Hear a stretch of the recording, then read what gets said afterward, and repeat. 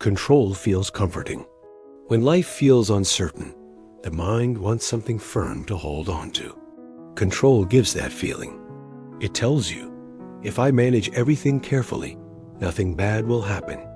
It tells you, if I stay alert, I can prevent pain. At first, this feels responsible, even wise. But slowly, control becomes a burden, because life does not follow plans. People do not behave exactly as expected, and the future does not wait for permission. When the mind tries to control what cannot be controlled, tension begins. You start thinking too much, worrying in advance, preparing for problems that may never come. Control makes the mind busy, not peaceful. Most people do not try to control because they want power. They do it because they are afraid. Afraid of loss. Afraid of mistakes. Afraid of being blamed. Afraid of being hurt. Control becomes a shield. But shields are heavy to carry all the time. The more you try to control, the more responsible you feel for everything. If something goes wrong, you blame yourself. If only I had planned better. If only I had been stricter. If only I had noticed earlier. This creates constant pressure inside. Control also changes how you treat people. You stop trusting them to grow on their own. You correct too quickly. You interfere too often. You believe you are helping, but what you are really doing is removing space. Space to choose. Space to fail. Space to learn. Over time, people stop sharing their real thoughts with you.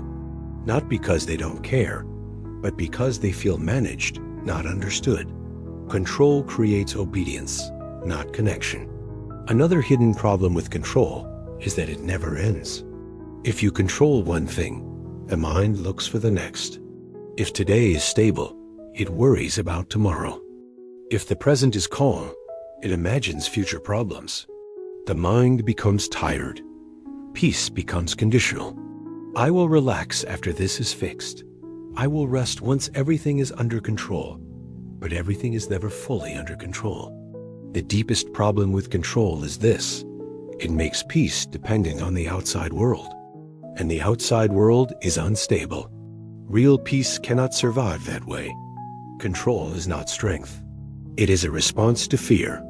True strength is knowing what you can influence and having the courage to release what you cannot. When you stop trying to control everything, you do not become careless. You become lighter, and a lighter mind can finally live. Why the mind craves control? The mind does not crave control because it enjoys pressure. It craves control because it fears vulnerability. Uncertainty exposes a painful truth. There are limits to what you can guarantee. Control creates the illusion of certainty. It gives the mind something to hold on to, something to manage, something to believe in. This is why people who try to control everything are often the most anxious. They are carrying responsibility that was never meant to be carried. They believe, if this fails, it's my fault. If this goes wrong, I should have prevented it. This belief quietly creates self-blame before anything even happens. Control also feeds the ego. It creates identity. I'm the responsible one. I'm the one who holds things together. I'm the one who can't let go. But identities built on control are fragile. Because the moment something slips, the mind collapses inward. True stability does not come from holding life tightly. It comes from knowing what you can influence and what you cannot. Story. There was once a father who believed control was love.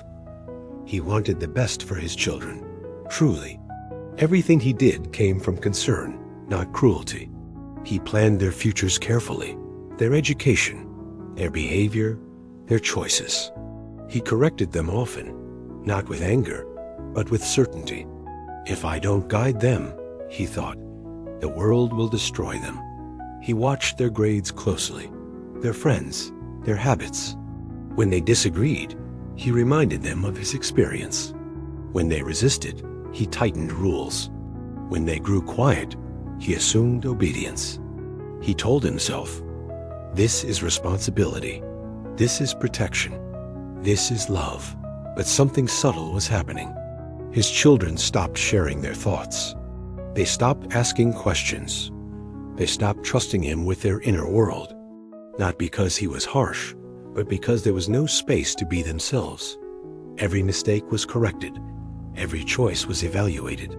Every emotion was managed. The house was orderly, respectful, quiet. As the years passed, the children grew older. They followed the rules. They did what was expected. And then, one by one, they left. Not dramatically, not angrily. They simply became distant. Calls became shorter. Visits became rare. Conversations stayed shallow. The father noticed, but explained it away. They're busy. This is adulthood. Until one evening, sitting alone in a silent house, he realized something painful. He had raised obedient children, but lost a relationship. He had controlled their actions, but never reached their hearts. For the first time, he asked himself a question he had avoided for years. Was I protecting them, or was I protecting myself from fear? He saw it clearly then. His control was not about trust. It was about anxiety, fear of failure, fear of judgment, fear of losing them to the world. And in trying to prevent loss, he had created it. He could not undo the past, but he learned the truth too late. Love needs guidance, but it also needs space. Control builds obedience. Trust builds connection. The core truth, the illusion of control, convinces the mind that peace is conditional, that calm is only allowed when outcomes are guaranteed. This belief creates constant tension. True control exists only in one place: your actions, your intentions, your responses. When you shift focus from outcome to effort, anxiety loses its foundation. You are no longer fighting reality.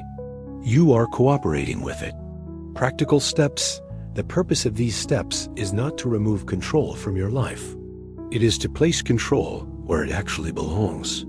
Most suffering comes from trying to manage things that were never in your hands. These steps help you slowly release that burden. The first step is awareness. Throughout the day, notice when tension appears in your body or mind.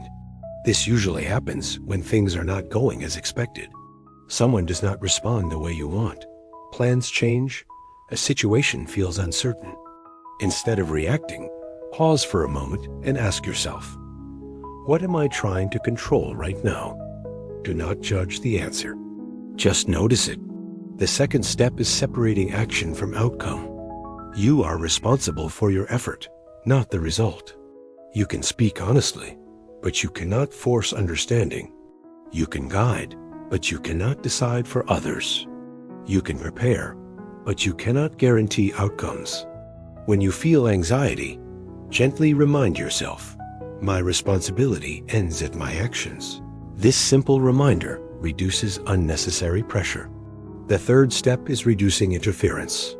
Control often shows up as constant correction, correcting words, correcting choices, correcting behavior. Before stepping in, ask yourself, is this truly necessary? Or am I uncomfortable with uncertainty? Sometimes allowing others to make small mistakes builds more strength than constant guidance. Space is not neglect, it is trust. The fourth step is practicing delayed response. Control moves fast. Wisdom moves slowly. When you feel the urge to immediately fix, explain, or manage something, wait. Give yourself a few minutes. Let emotions settle. Very often, the need to control weakens on its own. The fifth step is daily reflection. At the end of the day, quietly review one moment where you tried to control something outside your reach. Do not criticize yourself. Simply learn.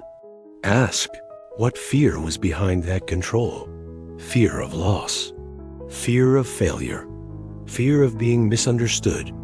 Understanding fear dissolves control naturally. The final step is replacing control with presence. Instead of managing everything, be fully present. Listen more, observe more, react less. Presence builds trust with others and with life. When you practice these steps consistently, something changes quietly. The mind becomes calmer. Relationships feel lighter. And peace no longer depends on everything going your way. That is real control. Closing. Life does not require control to function. It requires clarity. When you release the illusion of control, you do not lose strength. You gain peace. And peace is the foundation of a steady life.